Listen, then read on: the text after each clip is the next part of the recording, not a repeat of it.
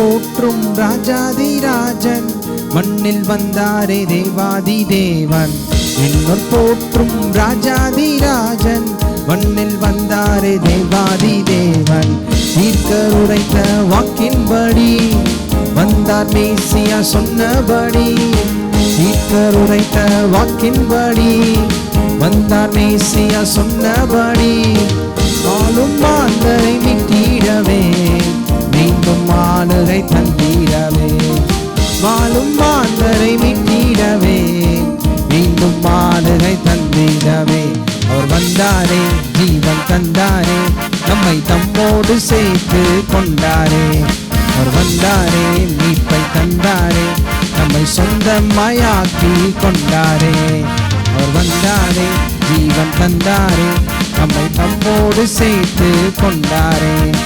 வந்தாரே, மீட்பை தந்தாரே, நம்மை சொந்தமாயாக்கி கொண்டாரே.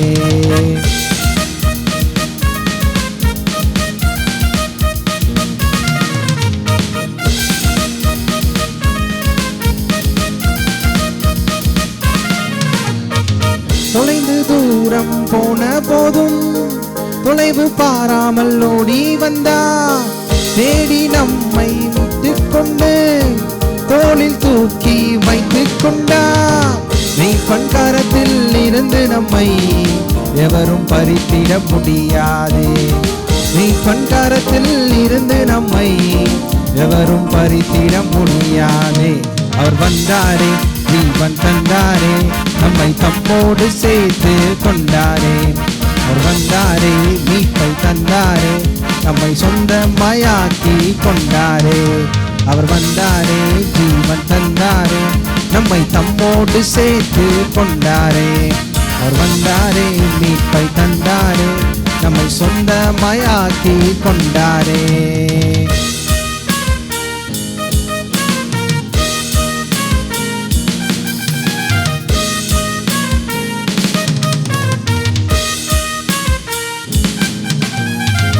பாவ சேற்றில் மூழ்கி போனோம், கிருபையாலே மீட்டுக் கொண்டார்.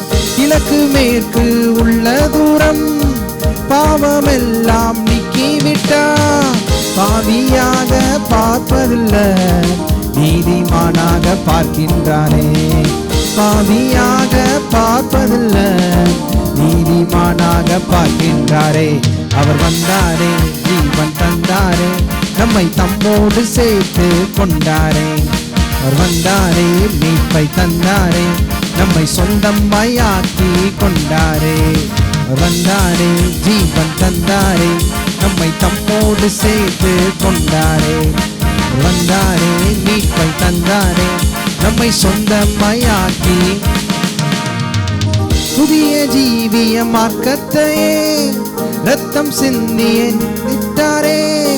தேவ சந்நிதியில் சேர்ந்திடவே துணிவை நமக்கு தந்திட்டாரே. தண்டனை தீர்ப்பு நமக்கு இல்ல, கிறிஸ்துவோடு சேர்ந்திட்டோமே. தண்டனை தீர்ப்பு நமக்கு இல்ல, கிறிஸ்துவோடு சேர்ந்திட்டோமே. அவர் வந்தாரே, ஜீவன் தந்தாரே, நம்மை தம்மோடு சேர்த்து கொண்டாரே. அவர் வந்தாரே, மீட்பை தந்தாரே, நம்மை சொந்தமாயாக்கி கொண்டாரே.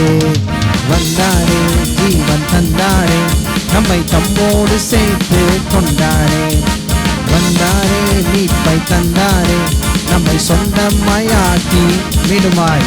அவர் வந்தாரே, ஜீவன் தந்தாரே, நம்மை தம்மோடு சேர்த்து கொண்டாரே.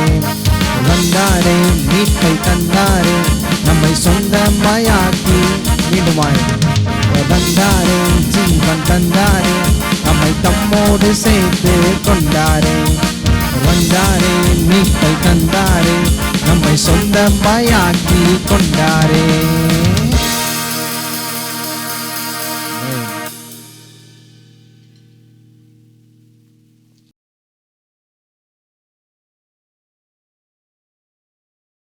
பரலோக பிதாவே, உம்மை துதிக்கிறோம். மனுஷன் அப்பத்தினால் மாத்திரமல்ல, தேவனுடைய வாயிலிருந்து புறப்படுகிற ஒரு வார்த்தையினாலும் பிழைப்பான் என்று இருக்கிறபடி உடைய வார்த்தை ஆவியானவரே அபிஷேகித்து உடைய பிள்ளைகள் மத்தியில் அனுப்புவீராக.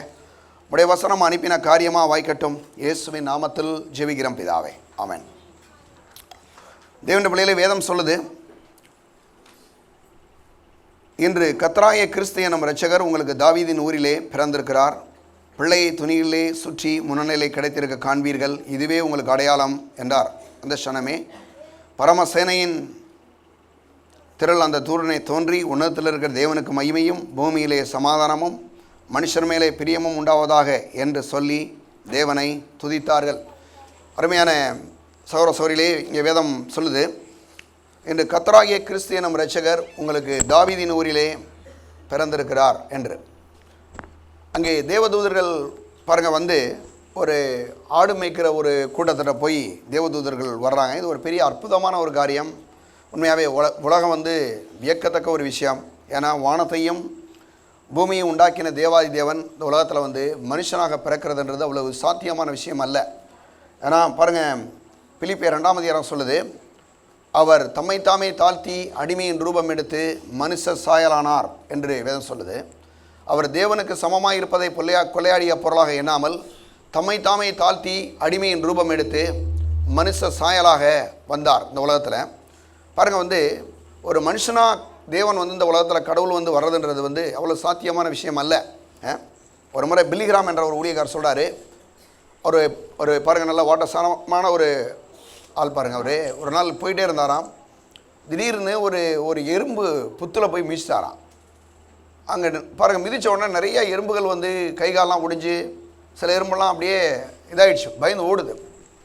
அப்போ அவருக்கு என்ன பண்ணாராம், போய் பார்த்து அந்த எறும்பை எப்படியாவது காப்பாற்றலான்னு சொல்லி கையை கொண்டு போனால் எல்லா எறும்பும் அவர் இன்னும் ஓடுதான் பாருங்கள். அப்போ வந்து அவருக்குள்ளே ஒரு ஜெபம் பண்ணாராம், ஆண்டவரே நான் வந்து அந்த எறும்புக்கு உதவி செய்ய நினைக்கிறேன், ஆனால் அது எனக்கு கண்டு பயந்து ஓடுதே அப்படின்னு. உடனே கர்த்தரோடு அவரோட பேசினாராம், நீயும் ஒரு எறும்பானா தான் கண்டிப்பாக என்ன பண்ண முடியும், அந்த எறும்புக்கு உதவி செய்ய முடியும். மனுஷனை கண்டா என்ன பண்ணிட ஓடிடும், உதவி செய்ய முடியாது, அதை குறித்து இருக்காது, எந்த ஒரு வெளிச்சம் இருக்காது அப்படின்னாராம். பாருங்கள், அதே போல தான் நம்முடைய தேவனும் ஏன் இந்த உலகத்தில் மனுஷனாக வந்தார் என்பதற்கு ஒரு முக்கிய காரணம், அவர் வந்து பாருங்கள் மனுஷனுடைய எல்லா விதமான பாடுகளையும் எல்லா விதமான பிரச்சனைகளையும் இந்த உலகத்தில் இருக்கிற எல்லா விதமான காரியங்களையும் பாருங்கள் அவர் ஏற்றுக்கொண்டவராய். வேதம் சொல்லுது, அவர் தேவனாக இருந்தும் தேவனுக்கு சமமாக இருப்பதை கொள்ளையாடிய பொருளாக எண்ணாமல் தம்மைத்தாமே தாழ்த்தி அடிமையின் ரூபம் எடுத்து மனுஷ சாயலாக இந்த உலகத்தில் வந்தார். ஒரு மனு ரூபம் எடுத்தார். பாருங்கள், வேதம் சொல்லுது, தேவனுடைய ஒரு அற்புதமான காரியம் இங்கே வந்து அவர் வந்து மாம்சத்தில் வந்து வெளிப்பட்டார். அது மட்டும் இல்லாமல் பாருங்கள், அவரை வெளிப்படும் போது அவர் வந்து உலகத்தில் பிறக்கும்போது இது வந்து மேய்ப்பர்களுக்கு மட்டும் ஒரு பெரிய சர்ப்ரைஸ் இல்லை, இது வந்து தேவதூதர்களுக்கே ரொம்ப ஆச்சரியமாக இருந்தது. ஏன்னா தேவதூதர்கள் பாருங்கள் வந்து அவர்கள் வந்து பாருங்கள் ரொம்ப நம்ம பார்க்கும்போது இந்த 2 சட்டைகளை தான் பார்க்குறோம். ஆனால் உண்மையாகவே வேதம் சொல்லுது, தேவதூதர்களை பொறுத்தவரை உங்களுக்கு 6 சட்டைகள் இருக்கிறதாக வேதம் சொல்லுது. ஏசாயா 6ஆம் அதிகாரம் எல்லோரும் எடுத்துக்கங்க. ஏசாயா 6ஆம் அதிகாரம் 6ஆம் அதிகாரத்தில் பாருங்கள் வந்து 2ஆம் வசனத்தில் போட்டிருக்கு, சேராபீன்கள் அவருக்கு மேலாக நின்றார்கள், அவர்களில் ஒவ்வொருவனுக்கும் அவ்வாறு சட்டைகள் இருந்தன. அவனவன் தன் 2 சட்டைகளால் தன் முகத்தை மூடி, 2 சட்டைகளால் தன் கால்களை மூடி, 2 சட்டைகளால் பறந்து ஒருவரை ஒருவர் நோக்கி, சேனையின் கர்த்தர் பரிசுத்தர் பரிசுத்தர், பூமி அனைத்தும் அவருடைய மகிமையால் நிறைந்திருக்கிறது என்று கூப்பிட்டு சொன்னார்கள். கூப்பிடுவர்களின் சத்தத்தால் வாசல்களின் நிலைக்கால்கள் அசைந்தது, ஆலயம் புகையால் நிறைந்திருந்தது. தேவதூதர்கள் எப்படி இருந்தாங்க அப்படின்னா, அவங்க வந்து தேவதூதர்கள் ஆண்கள், பெண் கிடையாது, ஆண்கள். அது மட்டும் இல்லாமல் அவர்களுக்கு ஒவ்வொருவருக்கும் 6 சட்டைகள் இருந்ததாக வேதம் சொல்லுது. அப்போ அந்த 6 சட்டைகளில் வந்து 2 சட்டைகளை முகத்தை மூடிக்குவாங்க, 2 சட்டைகளை வந்து தன்னுடைய உடலை முழுவதும் மூடிடுவாங்க, 2 சட்டைகளை வைத்து பறந்து கொண்டு அவங்க இரவும் போலும் என்ன சொல்லுவாங்கன்னா, சேனைகளின் கர்த்தர் பரிசுத்தர் பரிசுத்தர், பூமி அனைத்தும் அவருடைய மகிமையால் நிறைந்திருக்கிறது என்று கூப்பிட்டு சொன்னார்கள். பாருங்கள், இது வந்து தேவதூதர்கள்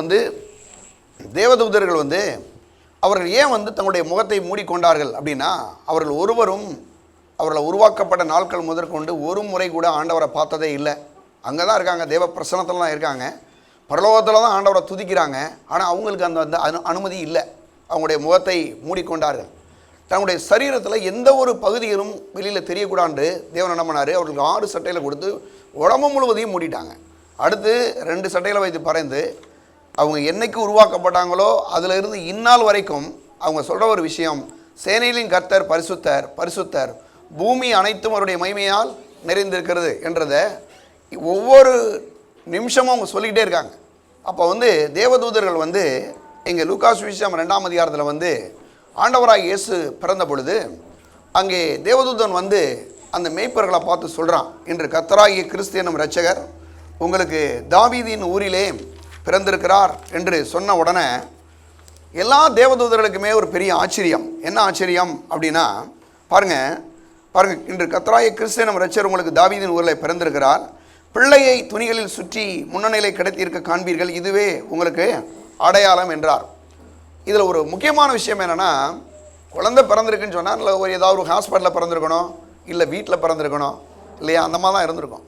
ஆனால் இது பிறந்தது எங்கே பிறந்துச்சுன்னா, ஒரு மாட்டு வந்து பட்டியில் மாட்டு கொட்டையில் பிறந்திருக்காரு. பிறக்கும்போது அவங்களுக்கு ஒரு அடையாளம் சொல்கிறாரு. என்னென்னா, அவங்கள பார்த்து அந்த மேய்ப்பர்களை பார்த்து தேவதூதர் சொல்கிறாங்க, முன்னணையிலே கிடத்தி இருக்க காண்பீர்கள். முன்னணை என்பது வந்து என்னென்னா, இந்த மாடுகள்லாம் பாருங்கள் வந்து வைக்கல் பிள்ளெல்லாம் பாருங்கள் தின்னக்கூடிய ஒரு இடம் போடுவாங்க பாருங்கள். மாடு படுத்துறக்கு ஒன்று இருக்கும், மாடெல்லாம் அந்த தீனியெல்லாம் தின்றக்கு ஒரு இடம் இருக்கு பாருங்கள். அந்த இடத்துல வந்து இந்த பிள்ளையை நீங்கள் காண்பீர்கள், அதுதான் முன்னணை. அப்போ அங்கே நீங்கள் கிடத்திருக்க காண்பீர்கள் அப்படின்னா இவங்களுக்கு ரொம்ப இன்னமும் ஆச்சரியமாயிடுச்சு. வானத்தையும் பூமியும் உண்டாக்கின தேவாதி தேவன் வந்து ஒரு முன்னணியில் கிடத்திருக்கிறதுன்றது ரொம்ப ஒரு பெரிய ஆச்சரியம் இல்லையா. அப்போ அவங்க வந்து தேவதூதர்கள் அப்படி சொல்கிறாங்க. சொன்ன உடனே பாருங்கள், தேவதூதர்களும் வேத சொல்லுது, அந்த க்ஷணமே பரமசேனையின் திரள் தோன்றி தோன்றி உன்னதத்தில் இருக்கிற தேவனுக்கு மகிமையும் பூமியிலே சமாதானமும் மனுஷர் மேலே பிரியமும் உண்டாவதாக என்று சொல்கிறாங்க. பாருங்கள் அவங்க வந்து சொல்லி தேவனை துதித்தார்கள் என்று பார்க்குறோம். அப்போ வந்து அங்கே என்ன நடக்குது அப்படின்னா, அந்த தேவதூதர்களுக்கெல்லாம் ஒரு பெரிய ஆச்சரியம் என்னென்னா, இன்றைக்கி ஆண்டவரை ஒரு முறை பார்த்துடலாம். நம்ம ஒரு ஆளை இது வரைக்கும் நம்ம பார்க்கவே இல்லை அப்படின்னா திடீர்னு நம்ம வீட்டு பக்கம் வராருன்னு வச்சுங்க, எல்லாருமே பார்க்க நினைப்போம் இல்லையா. ஆனால் வானத்தையும் பூமி உண்டாக்கின தேவன் பாருங்கள், சர்வலோகத்தை உருவாக்கினவர்.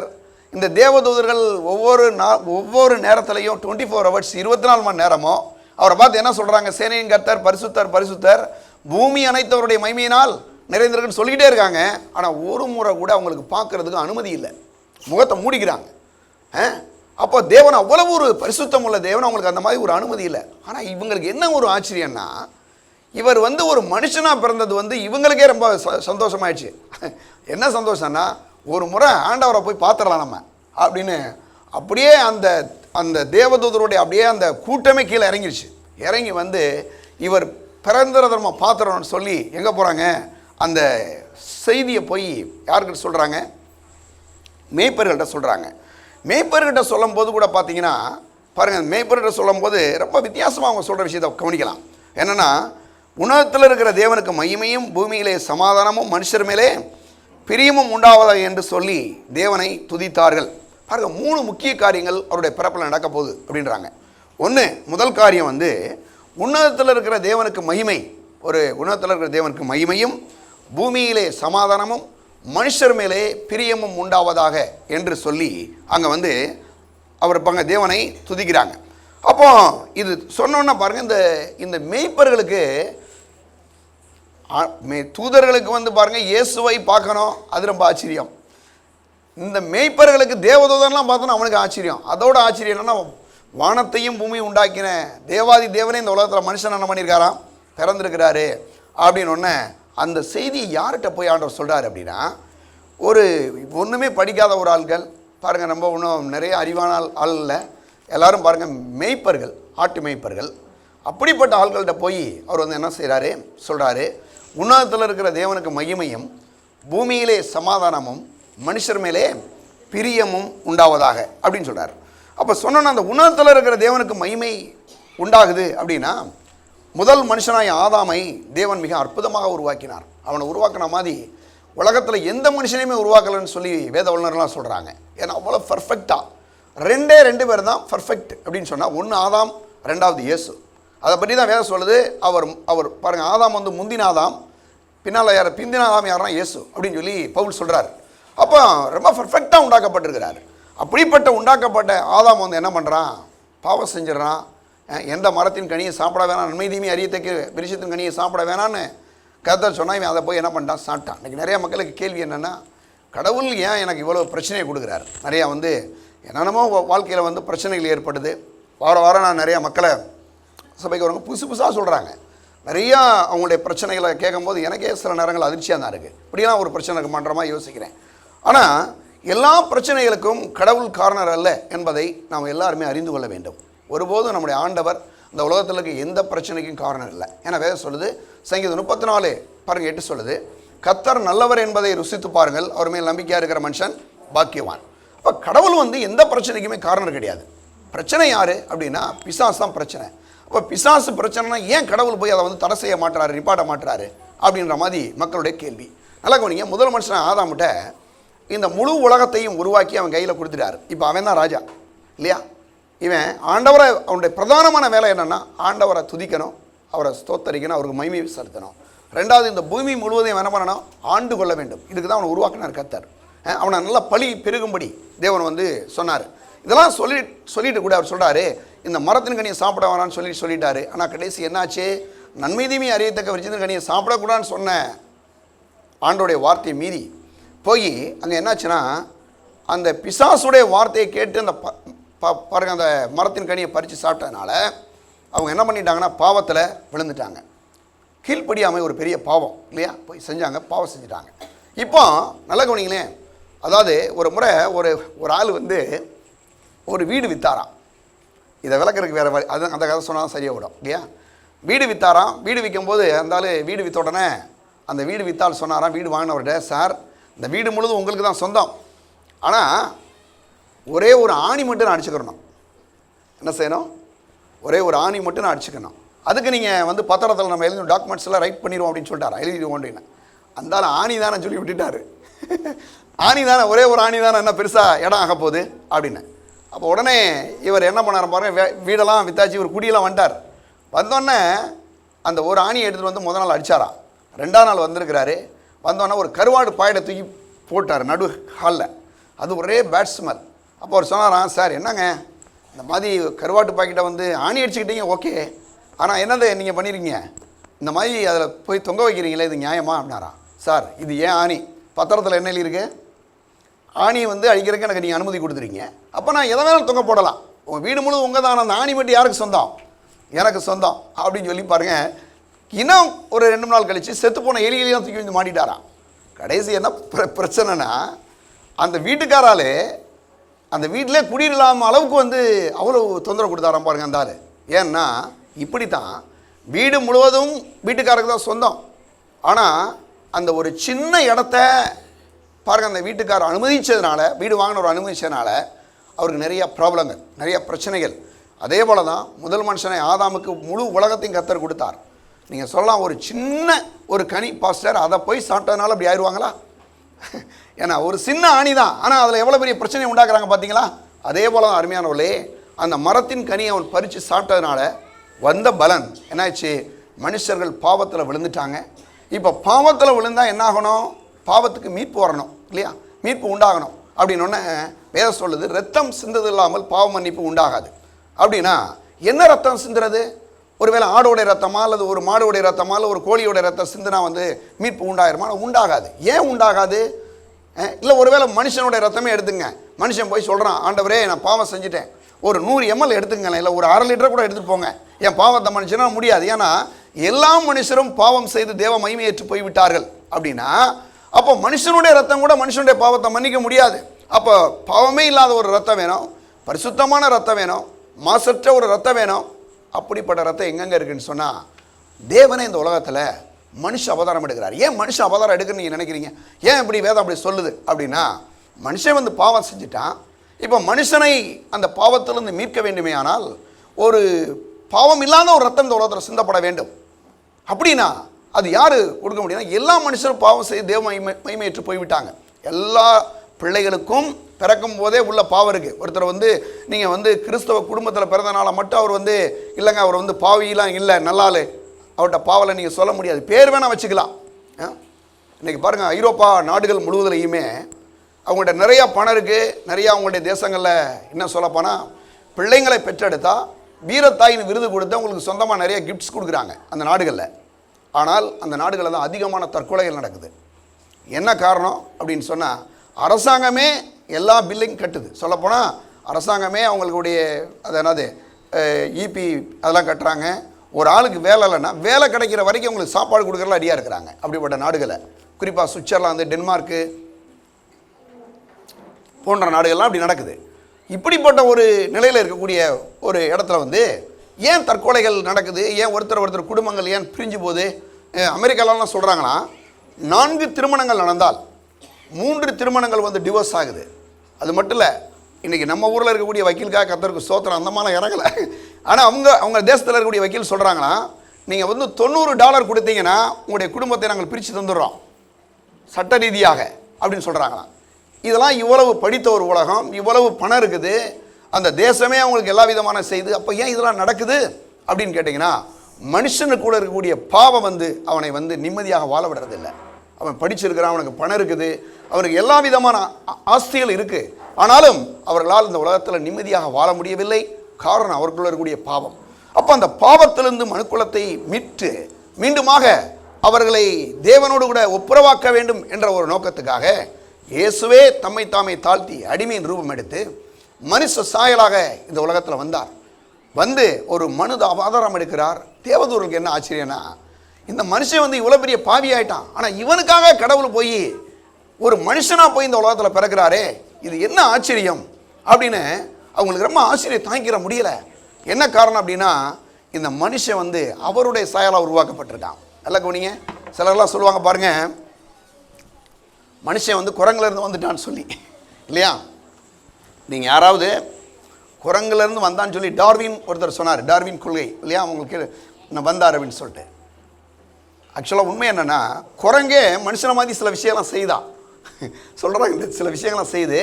ஆனால் என்ன தான் செஞ்சாலும், எவ்வளவு ரொம்ப ப்ரில்லியண்ட்டாக குரங்கு வேலை செஞ்சால் கூட சில நேரங்களில் பாருங்கள், குரங்கு என்னென்ன ஹெல்ப்லாம் பண்ணுது, வீடுகளில் வந்து உதவியெல்லாம் செய்யுது. ஆனால் எவ்வளவு பண்ணால் கூட ஒரு 2 வயசு குழந்தை வளர்ந்துருக்கு பார்த்தீங்களா, அந்த அளவுக்கு தான் எவ்வளோ பெரிய குரங்குனாலையும் செய்ய முடியுமா?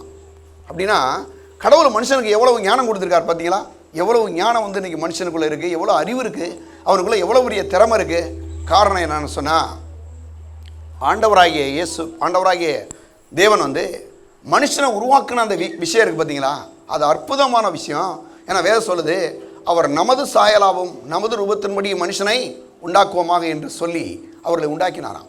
ஆண்டுகளும்படி சொன்னார். கிராமத்தில் ஒரு விஷயத்த சொல்லுவாங்க, யாராவது போயிட்டு இருந்தால் அவங்க சொல்லுவாங்க அவங்களோட பையனை பார்த்து, அப்பா நீ யாருடைய பிள்ளை, அந்த அவருடைய பிள்ளை தானே அப்படின்னு சொல்லுவாங்க. நீ கேட்டிருப்பீங்க, இன்றைக்கும் கிராமங்களில் உண்டு. ஏன்னா பிள்ளைகளை பார்த்தாவே அந்த தகப்பனுடைய அந்த காரியங்கள்லாம் தெரியும் இல்லையா?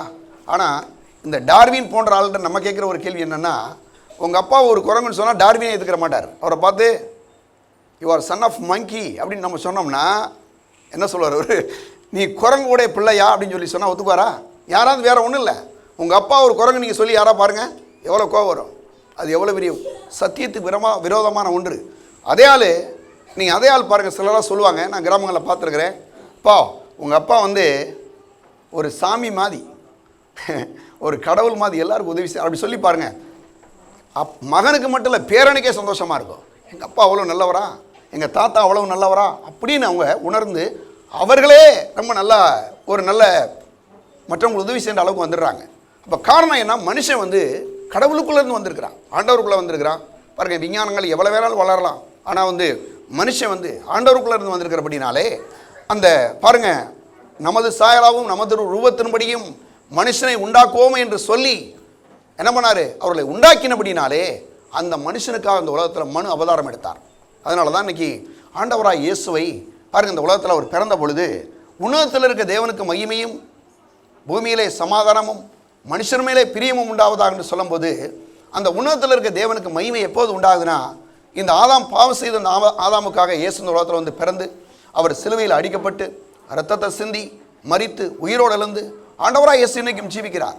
அவரை எப்போ ஒரு மனுஷன் ஆண்டவர் என்று ஏற்றுக்கொள்கிறானோ அப்போது தான் அவன் வாழ்க்கையிலே தேவன் அவனை உருவாக்கினனுடைய காரியம் நிறைவேறுகிறது. அப்போது மனுஷன் வந்து பாருங்கள், அந்த பாவத்திலிருந்து விடுதலையாகி தேவனை மகிமைப்படுத்தும்படி தேவனை துதிக்கும்படி பாருங்கள் அவனை வந்து உருவாக்கினார். ஆனால் ஆதாம் பாவம் செய்தவுடனே தோட்டத்தோட்டே ஓடிட்டான். அவர் வந்து அவங்களுக்குள்ள வந்து அந்த ஒரு பகை வந்துருச்சு, அப்படியே போயிட்டான்.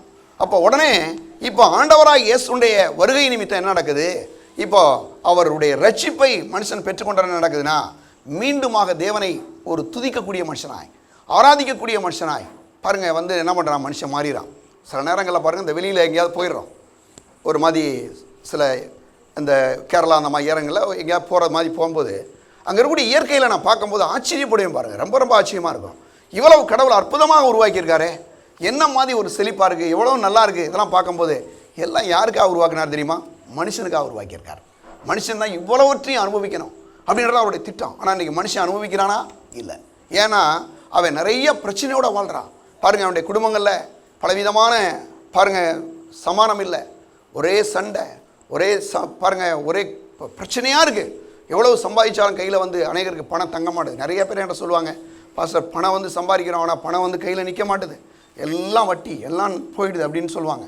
ஆனால் நான் சொல்கிறேன், ஆண்டவராக இயேசுவை ஏற்றுக்கொள்ளும் போது, அந்த பாவத்திலிருந்து மனுஷன் விடுவிக்கப்படும்போது பாருங்கள், தேவனுக்கு ஒரு மகிமையை நாம் செலுத்தக்கூடிய மக்களாக மாறும்போது, அவருடைய நாம மகிமைக்காக இந்த உலகத்தில் வாழும்போது, நான் சொல்கிறேன், அநேக இழந்து போன காரியங்களை தேவன் உங்களுக்கு கொடுக்க வல்லவராக இருக்கிறார். நான் சொல்கிறேன், உங்களுடைய பொருளாதாரங்களையும், ஒருவேளை உங்களுடைய சரீர சுகத்திலையும், ஒருவேளை உங்களுடைய குடும்பங்களையும் நீங்கள் சில காரியங்களை இழந்திருக்கலாம். அவையில் எல்லாவற்றையும் ஆண்டவராக இயேசு உங்களுக்கு கொடுக்க வல்லவராக இருக்கிறார்.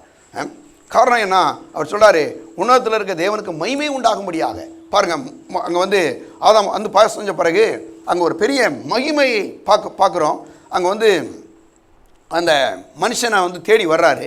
வந்தோன்னே அங்கே பாருங்கள், ஒரு முறை பாருங்கள், ஒரு அமெரிக்காவில் இந்த ஃபோர்டு காரெல்லாம் தயார் பண்ணுறாங்க. நீங்கள் காரை பற்றி தெரிஞ்சிங்கன்னா, ஃபோர்டுன்னு ஒருத்தர் அந்த கார் வச்சுருக்கிறார். நிறைய கம்பெனிஸ் இருக்கிறாங்க, அதில் இந்த ஃபோர்டுன்னு ஒரு கார் வருது.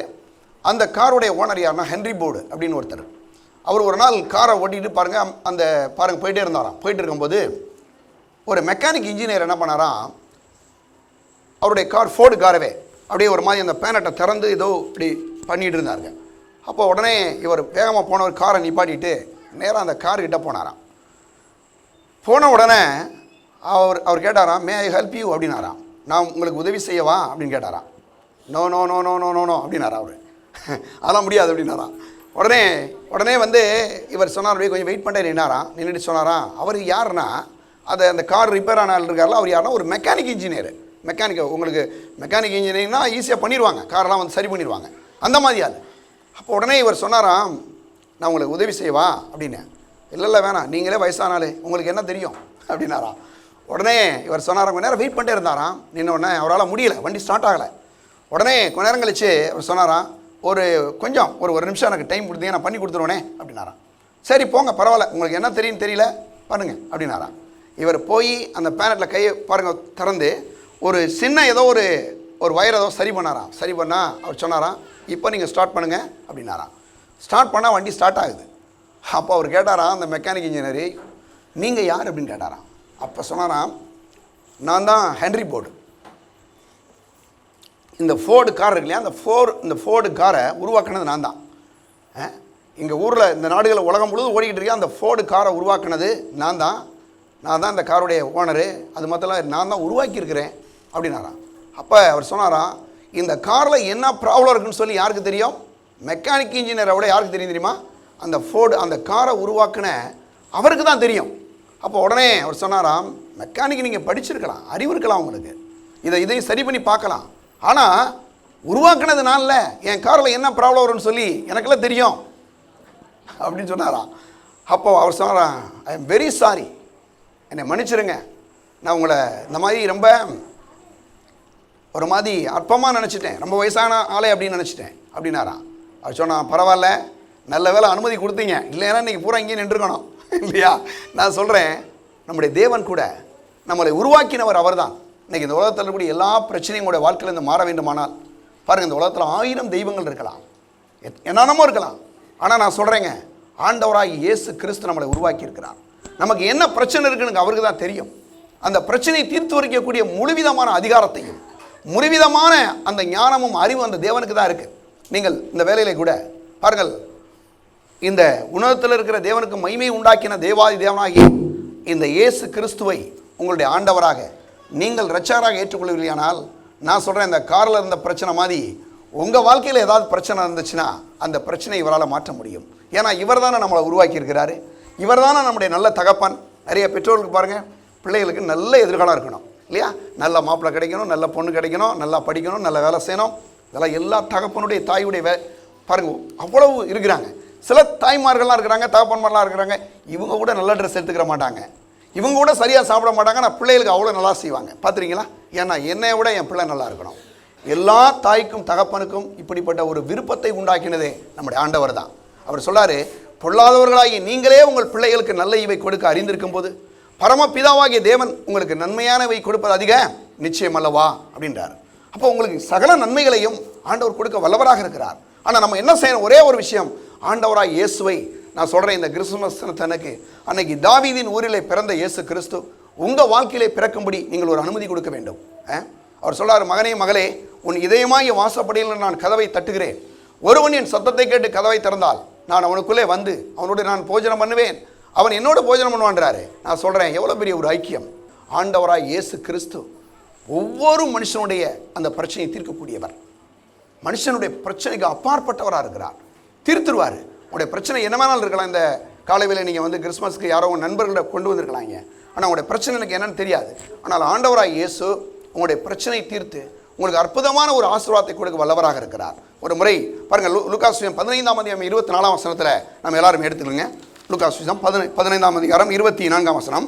என் குமாரனாகிய இவன் மரித்தான், திரும்பவும் உயிர்த்தான், காணாமற் போனான், திரும்பவும் காணப்பட்டான் என்றான். அப்படியே அவர்கள் சந்தோஷப்பட தொடங்கினார்கள். பாருங்க, ஆண்டவராகிய இயேசுடைய பிறப்பு நிமித்தம் உன்னதத்தில் இருக்க தேவனுக்கு ஒரு மகிமை உண்டாகுது. என்ன மகிமைனா, இங்கே இந்த இளையகுமாரனுடைய சம்பவத்தை பற்றி உங்களுக்கு தெரியும்.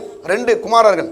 அந்த இளையகுமாரன் என்ன பண்ணுறான், தன்னுடைய எல்லாம் தகப்பனுடைய இருந்து தனக்கு வர வேண்டிய ஆசையெல்லாம் எடுத்துகிட்டு போய் எல்லாத்தையும் கொண்டு போய் தூர தேசத்தில் போய் செலவழித்து திரும்பியும் அவனுடைய நிலைமை என்ன ஆயிடுச்சுன்னா, பன்னி கூட போய் பன்னி மேய்க்கிற அளவுக்கு போயிட்டான். பன்னி சாப்பிடுவதற்கு ஆசையாக இருக்கிறான். ஆனால் அந்த பன்னியோடைய முதலாளி இருக்காரே, அவர் அந்த சாப்பாடை கூட நான் தரமாட்டேன்னு சொல்கிறாரு, போயான்றார். அப்போ நல்லா நீங்கள் ஒரு விஷயத்தை கவனிக்கணும். அந்த மாதிரி இருந்த ஒரு பெரிய பணக்காரருடைய மகன் அந்த அந்த அந்த இளையகுமாரன் தன்னுடைய தகப்பனை பாருங்க வெறுத்து போடுறான். சில நேரங்களில் நான் நேற்று மிண்டானாலும் நினைக்கிறேன், ஒரு ஹோட்டலில் உட்காந்து சாப்பிட்டுட்டு இருந்தோம், நானும் என்னுடைய மனைவியும்.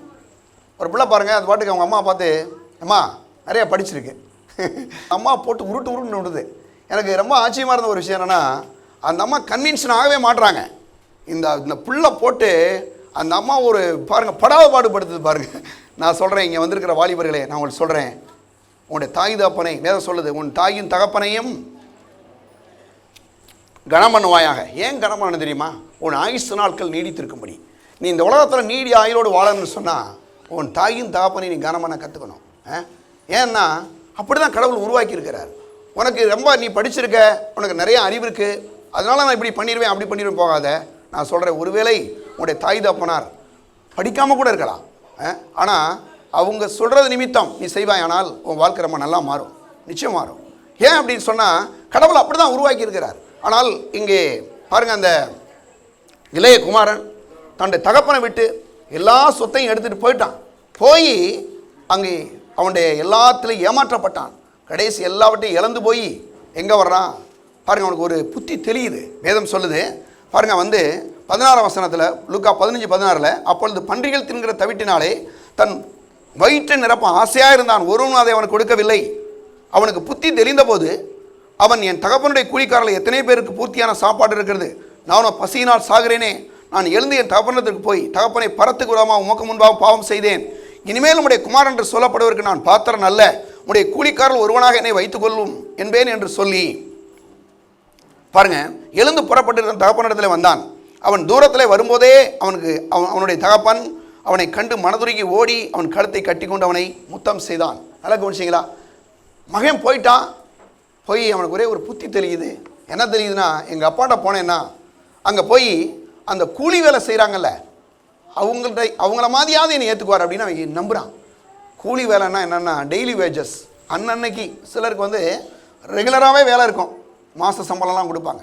இந்த கூலின்றது என்னென்னா அன்னைக்கு வேலைக்கு போனால் தான் சம்பளம். அந்த மாதிரி அவன் சொல்கிறான், எங்கள் வீட்டில் நிறைய கூலிக்காரர்கள் இருக்கிறாங்க, அந்த கூலிக்காரில் ஒருத்தனாவது என்னை ஏற்றுக்குவார் எங்கள் அப்பா அப்படின்னு போகிறான்.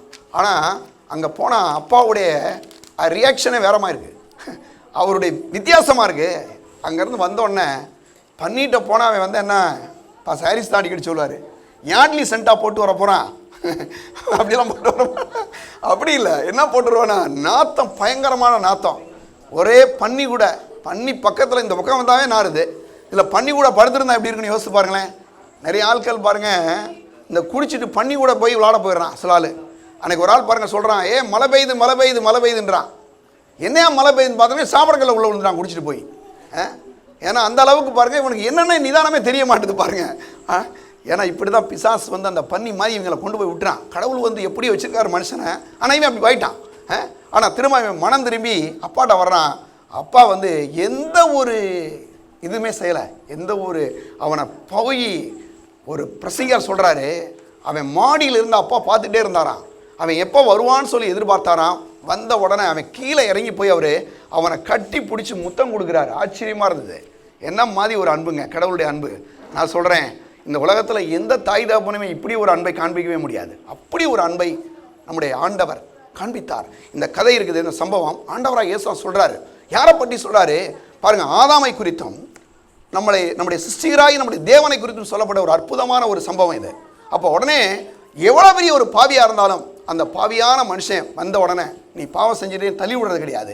அப்படிப்பட்ட மனுஷனை கட்டி அரவணைத்து அவர் ஏற்றுக்கொள்கிறார். நான் சொல்கிறேன், இந்த காலை வேளையில் கூட நீங்கள் ஆண்டவராக இயேசுவை இதுவரைக்கும் ஏற்றுக்கொள்ளவில்லை, ஆனால் இன்னைக்கு இந்த ஆண்டவராக இயேசுவை உங்களுடைய ஆண்டவராக இரட்சகராக ஏற்றுக்கொள்ளுங்கள். ஏன்னா உன்னதத்தில் இருக்கிற தேவனுக்கு மகிமையை செலுத்தக்கூடிய அந்த முழுவிதமான உரிமையையும் அந்த அதிகாரமும் கடவுள் இன்னைக்கு நமக்கு கொடுத்துருக்கிறார். மனுஷனாக பிறந்த ஒவ்வொரு மனுஷனுக்கும் பாருங்கள், இன்னைக்கு இந்த ஆடு மாடெல்லாம் இருக்குது பார்த்தீங்களா, அது எங்கேயாவது கோயில் கட்டுறது நீங்கள் பார்த்துறீங்களா? ஆடு மாடெல்லாம் இன்றைக்கி ஒரு 100 ஆடு சேர்ந்துச்சு, வாங்க நம்ம எல்லோரும் கோயில் கட்டுவோம். உள்ள ஒரு 1000 மாடு சேர்ந்துருக்கு, வாங்க நமக்கு ஒரு கோயில் கட்டணும் எங்கேயா சொல்லுது. ஆனால் மனுஷன் பாருங்கள், ஒரு வேப்ப மரத்தான் கூட அது கடவுள் கும்பிட்டுட்டு இருக்கான். பார்த்துறீங்களா? ஏன்னா அவனுக்கு கடவுளை தேடணும், ஆண்டவரை தேடணுன்ற ஒரு விருப்பம் இருக்குங்க. அந்த விருப்பம் மக்கள் இன்னைக்கு எது கடவுள்னு தெரியாமல் இருக்கிறான். ஆனால் நான் சொல்கிறேன், வானத்தையும் பூமியும் சர்வத்தையும் சிருஷ்டித்த தேவன் ஆண்டவராக இயேசுவே மெய்யான தெய்வம். எந்த தெய்வத்தை இன்னைக்கு நான் சொல்கிறேன், உங்களுடைய ஆண்டவராக நீங்கள் ஏற்றுக்கொள்ளும் போது, அவரை துதிக்கும் போது, அவரை பாடும்போது, அவருக்கு நீங்கள் நன்றியை செலுத்தும் போது, நான் சொல்கிறேன் உன்னதத்தில் இருக்கிற தேவனுக்கு அந்த மகிமையை ஏறெடுக்கிறீர்கள். அது மட்டும் இல்லாமல் அவர் சொல்கிறாரு பாருங்கள், என்னை கனம் பண்ணுகிறவனை நான் கனம் பண்ணுவேன். பாருங்கள், அந்த அப்பா வந்தோடனே அந்த இளைய குமாரன் வந்து இழந்து போனான். அப்பா உங்கள் கூலிக்காரில் ஒருத்தனா வச்சுக்கனாங்க அவன் சொன்னான். ஆனால் அப்பா சொன்னார், இல்லைப்பா நீ ஒருவேளை தப்பு செஞ்சால் கூட நீ என் பிள்ளை தான். எத்தனை தாய்மார்கள் தன்னுடைய பிள்ளைகள் தவறு செஞ்சால் கூட என் பிள்ளை அப்படி செஞ்சுருக்காதுங்க. பார்த்துறீங்க, தப்பே பண்ணியிருக்கோம், என் பிள்ளை அப்படி செய்யாதுங்க, ஏன்னா என் பிள்ளை நல்ல பிள்ளைங்க, நான் வளர்த்த பிள்ளை இல்லைங்க.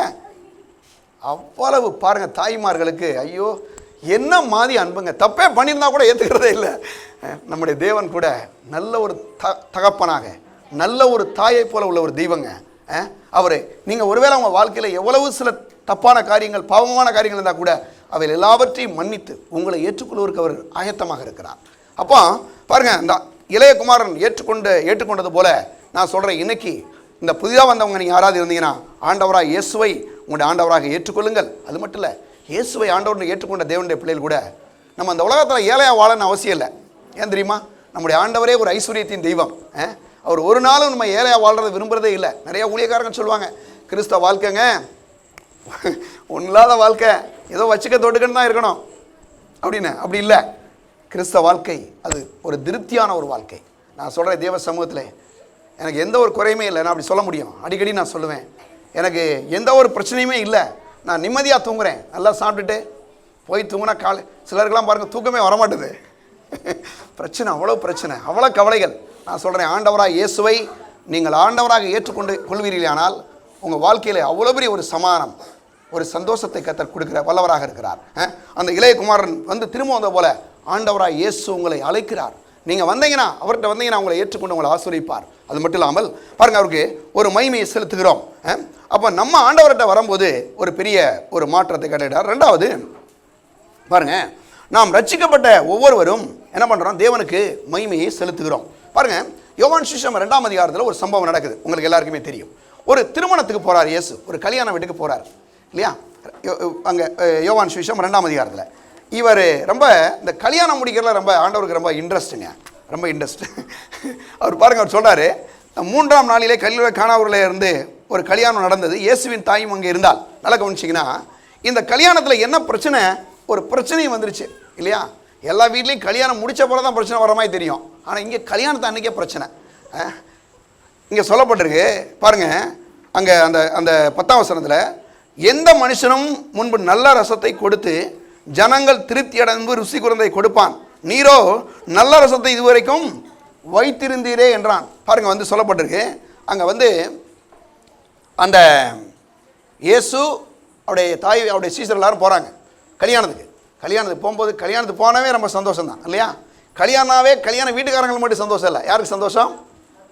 கல்யாணத்துக்கு போகிறவங்களுக்கு சந்தோஷம் தான். ஏன்னா நம்ம சில கல்யாணங்கள்லாம் நம்ம நடத்துகிறோம், நடத்தும் போது ரொம்ப சந்தோஷமாக இருக்கும். உண்மையிலே இப்படி ஒரு கடவுள் நல்ல இந்த குடும்பங்கள்லாம் இணைக்கிறாரே அப்படின்னு சொல்லி ரொம்ப சந்தோஷம். எனக்கு இங்கே வர்ற ஆட்கள்கிட்ட நிறையா குடும்பங்களை பார்க்கும்போது அவ்வளோ சந்தோஷப்படுவேன். கணவன் மட்டும் இல்லை, மனைவி வரணும், மனைவி மட்டும் இல்லை, பிள்ளைகள் வரணும் அப்படின்னு நம்ம விரும்புகிறோம். ஏன்னா கடவுளுடைய திட்டமே அதுதான். வேதம் சொல்லுது, மனுஷன் தனிமையாக இருப்பது நல்லதல்ல.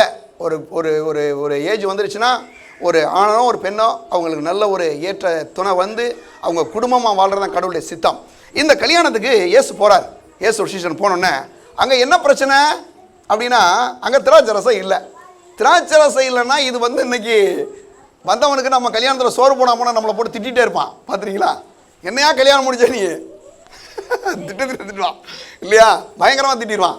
ஆனால் பாருங்க, இங்கே திராட்சை ரசம்ன்றது இது அந்த நாட்டுக்கு அந்த நாட்டில் நடக்கூடிய திருமணத்தில் இந்த மாதிரி திராட்சை ரசம் இல்லைன்னா அவங்களுக்கு இது ஒரு பெரிய அவமானமான விஷயம் இங்கே சொல்லப்பட்டிருக்கு. இயேசு பாருங்க, அவன் அந்த வேலைக்காரர்கிட்ட சொல்கிறாங்க பாருங்க, அவருடைய தாய் வேலைக்காரர் நோக்கி, அவர் உங்களுக்கு என்ன சொல்கிறாரோ அதன்படி செய்யுங்கள் என்றால், யூதர்கள் தங்களை சுத்திகரிக்கும் முறைமையின்படியே ஒவ்வொன்றும் 2-3 குடம் தண்ணீர் கொள்ளத்தக்கதாக 6 கச்சடிகளை இருந்தது. இயேசு வேலைக்காரை நோக்கி, ஜாடிகளை தண்ணீரை நிரப்புங்கள் என்றார். அவர்கள் அவைகளை நிறைய நிரப்பினார்கள். அவர் அவர்களை நோக்கி, இப்பொழுது மொண்டு பந்தி விசாரிப்புக்காரத்தில் கொண்டு போங்கள் என்றார். அவர்கள் கொண்டு போனார்கள். அந்த திராட்சரசம் எங்கேருந்து வந்தென்று தண்ணீரை மொண்ட வேலைக்காரருக்கு தெரிந்ததே அன்றி பந்தி விசாரிப்புக்காரன் தெரியாதனால் அவன் திராட்சரசமாக மாறின தண்ணீரை ருசி பார்த்தவது மனவனை அழைத்து, எந்த மனுஷனும் முன்பு நல்ல ரசத்தை கொடுத்து ஜனங்கள் திருப்தி அடைந்து ருசி குறந்தை கொடுப்பான், நீரோ நல்ல ரசத்தை இதுவரைக்கும் வைத்திருந்தீரே என்றான். பாருங்க, அந்த திருமணத்தில் ஒரு மாதிரி ஒரு கேவலமாகிற மாதிரி ஒரு சூழ்நிலை. ஆனால் ஆண்டவராய் இயேசு அங்கே போன உடனே என்னாச்சு தெரியுமா உங்களுக்கு? தண்ணீரை ஊற்ற ஊற்றுறாரு. 6 கச்சாடிகளில் 2-3 குடம் கமலத்தக்கதாக சொல்கிறாங்க. கிட்டத்தட்ட ஒரு 750 லிட்டர்லேருந்து 900 லிட்டர் வரைக்கும் அது வந்திருக்குன்னு சொல்கிறாங்க. ஒரு விஷயம் பார்த்தீங்கன்னா, அந்த நாட்கள் அந்த துருத்தியில் தான் வச்சுருப்பாங்க, தோல் துருத்தியில் தான் திராட்சை ரசம் இருக்கும். ஆனால் இவர் எப்படி பாருங்க, ஒரு அந்த கால் கழுவுற ஜாடியில் ஊற்ற சொல்கிறாரு. ஏன் ஊற்ற சொல்கிறாருன்னா, தேவன் நம்முடைய தேவைகளை மட்டும் சந்திப்பவர் அல்ல, நம்முடைய தேவைகளுக்கு அதிகமாய் சந்திக்கிறவர். அவர் எல்ஷடாய், அவர் யெகோவா ஈரே, அவர் போதுமானவருக்கும் அதிகமானவர். நம்முடைய தேவைகளை காட்டில் சந்திக்கக்கூடியவர். நம்முடைய எல்லா இது போதும் அப்படின்லாம் கிடையாது, இதை விட இன்னும் நிறைய சந்திக்கக்கூடியவர். அப்போ அவர் அங்கே அந்த திராட்சை ரசத்தை உண்டாக்கணும்னா அங்கே என்னாச்சுன்னா, 11ஆம் வசனம் சொல்லுது, இவ்விதமாய் இயேசு இந்த முதலாம் அற்புதத்தை கலிலேயா உள்ள கானாவூரிலே செய்து தம்முடைய மகிமையை என்ன செஞ்சாராம்? வெளிப்படுத்தினார். பாருங்க, உன்னதத்தில் இருக்கிற தேவனுக்கு மகிமையும் பூமியிலே சமாதானமும் மனுஷர் மேலே பிரியமும் உண்டாவதாக. என்னன்னா, அவருடைய மகிமையை அந்த கல்யாண வீட்டில், அந்த திருமண வீட்டில் என்ன பண்ணுறாரு? காமிக்கிறார். பாருங்க, ஏன்னா மகிமை பரலோகத்தில் அங்கே எல்லாரும் தேவனை துதித்து கொண்டிருந்தாங்க. ஆனால் இங்கே வேதம் சொல்லுது, உன்னதத்தில் இருக்கிற தேவனுக்கு மகிமையும் பூமியிலே சமானமும் உண்டாவதாக அப்படின்னு சொல்கிறார் இல்லையா? அந்த மகிமையை அந்த திருமண வீட்டில் நடத்தினார். பாருங்க, அந்த தண்ணீரை திராட்சரசமாக மாற்றின போது பெரிய ஒரு அற்புதமான காரியம். அந்த ஊரே வியந்துச்சு. அந்த கல்யாணத்தில் அந்த மாப்பிள்ளையை கூப்பிட்டு, மாப்பிள்ளைக்கும் ரசத்துக்கும் சம்மந்தமே எல்லாம் வந்தார். மாப்பிள்ளை ஒரு பாட்டுக்கு இருக்கிறார். ஆனால் நடந்துச்சு யாரு? இங்கே பாருங்க, இயேசு எல்லாத்தையும் அற்புதம் செஞ்சுட்டாரு. மாப்பிள்ளையை கூப்பிட்டு சொல்கிறார் அந்த பந்தி விசாரிப்புக்காராலே, ரொம்ப நல்ல மனுஷியா நீ, எல்லாம் ஒன்றும் இல்லாத கொடுப்பான், நீ நல்ல ரசத்தை கொடுத்துருந்தீரே. நான் சொல்கிறேன், ஆண்டவராக இயேசு வந்தால் தண்ணீரை திராட்சை ரசமாய் மாற்றுறது மட்டும் இல்லைங்க, உங்கள் வாழ்க்கையை இயேசு மாற்றுவார். எப்படி தெரியுமா மாற்றுவார்? நான் சொல்கிறேன், இந்த அற்புதத்தை செய்தபோது 3 முக்கிய காரியங்கள் நடந்ததாக பார்க்குறோம். தண்ணீருக்கு அங்கே ருசி கிடையாது, மனம் கிடையாது, நிறம் கிடையாது இல்லையா? ஆனால் திராட்சை ரசமாக மாறின என்னாச்சு தெரியுமா? அந்த தண்ணீருக்கு நிறம் வந்தது, ருசி வந்தது. அதுக்கு பிறகு என்னது? அது நல்ல ஸ்மெல் அடிக்குது. என்ன சொல்லுதுன்னா, ஆண்டவராக இயேசுவை நாம் ஏற்றுக்கொள்ளும் போது நம்மளை அர்ப்பன் சொல்லி சிலர்லாம் நினைக்கிறாங்க, நீங்களாம் கஷ்டப்படுறவங்க அப்படின்னு சிலர் மதிக்காமல் போகலாம், சில சொந்த பந்தங்கள் கூட மதிக்காமல் கூட போகலாம். ஆனால் ஆண்டவராக இயேசு நம்முடைய வாழ்க்கையில் வரும்போது அந்த தண்ணீரை திராட்சை ரசமாக மாற்றின போது எப்படி அந்த தண்ணீருக்கு ருசியையும் அதற்கு மனத்தையும் அதுக்கு நிறத்தையும் மாற்றினாதோ அதே போல் ஆண்டவராக இயேசு உங்களுடைய வாழ்க்கையை மாற்றிடுவார். நீங்கள் ருசியுள்ள ஒரு மக்களாக, நீங்கள் ஒரு மனம் நிறைந்த மக்களாக, நீங்கள் ஒரு பாருங்கள், உலகத்தில் எல்லா மக்களும் நேசிக்கப்படத்தக்க ஒரு மனுஷனாக உங்களை கர்த்தர் மாற்றுவார். இன்றைக்கு கூட தண்ணீரை திராட்சரசமாக மாற்றின இயேசு உங்கள் வாழ்க்கையை தேவன் மாற்ற முடியும், மாற்றுவாருங்க. நீங்கள் வந்து ஒரு நான் சாதாரண ஆள், நான் ஒரு அற்பமான ஆள், எனக்கு ஒன்றும் யாரும் இல்லை அப்படின்னு நீங்கள் நினச்சிங்கன்னா ஆண்டவராய சொல்கிறார், நான் சிறியவனை புலியிலிருந்து எடுத்து எளியவனை குப்பையிலிருந்து உயர்த்தி அவனை பிரபுக்களோடும் தமது ஜனத்தின் அதிபரோடு உட்கார வைக்கிற தேவன் நம்மோட கூட இருக்கிறார். நீங்கள் எந்த சூழ்நிலை வேணா இருக்கலாம், ஆனால் ஆண்டவராய் இயேசு உங்களுடைய வாழ்க்கையை மாற்றுவார். அப்போ நம்முடைய வாழ்க்கையை மாற்றுகிறது மூலமாய் நம்ம என்ன பண்ணுறோம்? ஆண்டவருக்கு மகிமையை செலுத்துகிறோம். ரெண்டாவது, இந்த பூமியிலே ஒரு சமானம் என்று சொல்கிறார். உன்னதத்தில் இருக்கிற தேவனுக்கு மகிமையும் பூமியிலே சமாதானம் அப்படின்னு சொல்றாரு. அந்த சமானத்தில் பாருங்க, இதை பற்றி எபேசியர் சொல்றாரு. எடுங்க எபேசியர் 2ஆம் அதிகாரத்தில் 13ஆம் வசனத்திலிருந்து நான் வாசிக்கிறேன். அங்கே 13ஆம் வசனத்தில் 12ஆம் வசனம், முன்னே தூரமாக இருந்த நீங்கள் இப்பொழுது கிறிஸ்து இயேசுக்குள் கிறிஸ்துவின் ரத்தத்தினாலே சமீபமானீர்கள். எப்படி எனில் அவரே நம்முடைய சமான காரணராகி இருதரத்தாரையும் ஒன்றாக்கி பகையாக நின்ற பிரிவினையை நடிச்சுவரை தகர்த்து சட்டத்திட்டங்களாகி நியாய பிரமாணத்தையும் தம்முடைய மாம்சத்திலே ஒழித்து இருதரத்தாரையும் தமக்குள்ளே ஒரே புதிய மனுஷனாக சிருஷ்டித்து இப்படி சமானம் பண்ணினார். பாருங்க, இப்படி சமானம் பண்ணினார். பகையை சிலுவையிலே கொன்று அதனாலே இருதரத்தாரையும் ஒரே சரீரமாக தேவனுக்கு முன்பாக ஒப்புரவாக்கினார். அல்லாமலும் அவர் வந்து தூரமாயிருந்த உங்களுக்கும் சமீபமாயிருந்த அவர்களுக்கும் சமானத்தை சுவிசேஷமாக அறிவித்தார். அந்தப்படியே நாம் இருதரத்தாரும் ஒரே ஆவியினாலே பிதாவிடத்தில் சேரும் சிலாக்கியத்தை அவர் மூலமாய் பெற்றிருக்கிறோம். பாருங்க சொல்றாரு, நம்மளை வந்து என்ன பண்ணியிருக்காரு ஆண்டவர் வந்து, முன்னால் பகையாக இருந்தோம். யாருக்கு பகையாக இருந்தோம் தெரியுமா? அது மனுஷனுக்கு பகையாக இருந்தால் பரவாயில்ல, என்னைக்காவது சமானம் பண்ணிக்கலாம் அப்படின்ற மாதிரி கூட போயிடலாம். ஆனால் மனுக்குலம் தேவனுக்கு பகையாக இருக்குது. தேவனுக்குன்னா மனுஷன் முதல் மனுஷன் ஆதாம் பாவம் செஞ்ச உடனே மனுஷனுக்கும் தேவனுக்கு இடையில் இருக்கக்கூடிய உறவு அறுந்து போச்சு.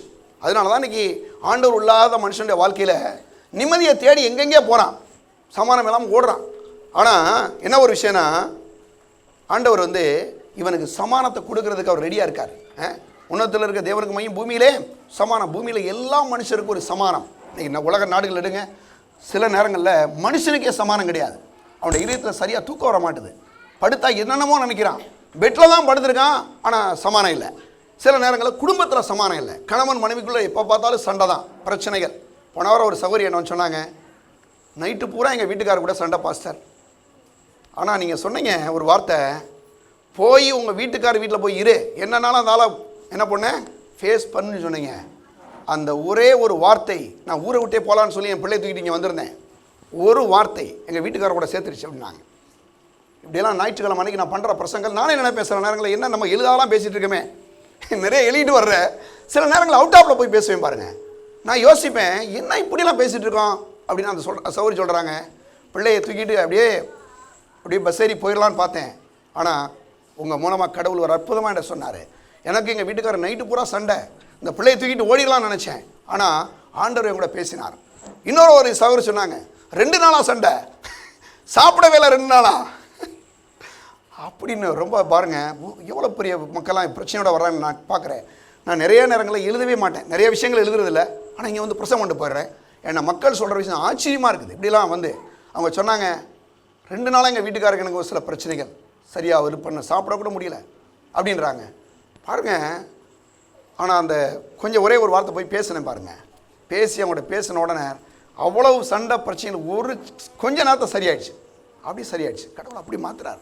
நான் சொல்கிறேங்க, இன்றைக்கி கூட உங்கள் வாழ்க்கையில் ஏதாவது பிரச்சனை இருக்குன்னா ஆண்டவராக இயேசு உங்களை மாற்றுவார். நான் உங்களை போல் சாதாரண மனுஷன், நான் ஒன்றும் பெரிய ஆளெலாம் கிடையாது. ஆனால் ஆண்டவராக இயேசு எனக்குள்ளே இருந்து பேசுகிற தெய்வம் பெரியவர். அவர் உங்களுடைய தேவையை அறிந்திருக்கிறார். ஒருவேளை இந்த காலை வேளை சில விஷயங்கள் எனக்கு தெரியாமல் இருக்கலாம், ஆனால் என்னை அறியாமலேயே உங்களுடைய பிரச்சனையை தீர்க்கக்கூடிய தேவன் உங்களோட பேசி கொண்டிருக்கிறார். அப்போ நான் நீங்கள் கவனிக்கணும், அந்த சமானத்தை அவர் கொடுக்குறார். எப்படி சமானம்னா, ஒரு முறை மார்க்கு சுவிசேஷம் 5ஆம் அதிகாரத்தில் ஒரு சம்பவம் நடக்குது. ஒரு பெண் வருகிறார். 25ஆம் வசனத்திலேருந்து அந்த சம்பவம் நடக்குது. அங்கே அந்த பெண்ணுடைய விஷயத்தை பார்க்கலாமே, நல்லா ரெடுங்களேன். மார்க்கு சுவிசேஷம் 5ஆம் அதிகாரம். அப்பொழுது 12 வருஷமாய் பெரும்பாடு உள்ள ஒரு ஸ்திரீ அநேக வைத்தியர்களால் மிகவும் வருத்தப்பட்டு தனக்கு உண்டானவையில் எல்லாம் செலவழித்தும் சற்றாயிலும் குணமடையாமல் அதிக வருத்தப்படுகிறத போது இயேசுவை குறித்து கேள்விப்பட்டு நானுடைய வஸ்திரத்தின் ஓரத்தாயிரம் தொட்டால் சுஸ்தமாவேன் என்று சொல்லி ஜனக்கூட்டத்துக்குள்ளே அவருக்கு பின்னாக வந்து அவருடைய வஸ்திரத்தை தொட்டாள். உடனே அவருடைய உதரத்தின் ஊரல் நின்று போயிட்டு அந்த வேதனை நீங்கி ஆரோக்கியம் அடைந்ததை அவள் தன் சரீரத்தில் உணர்ந்தாள்.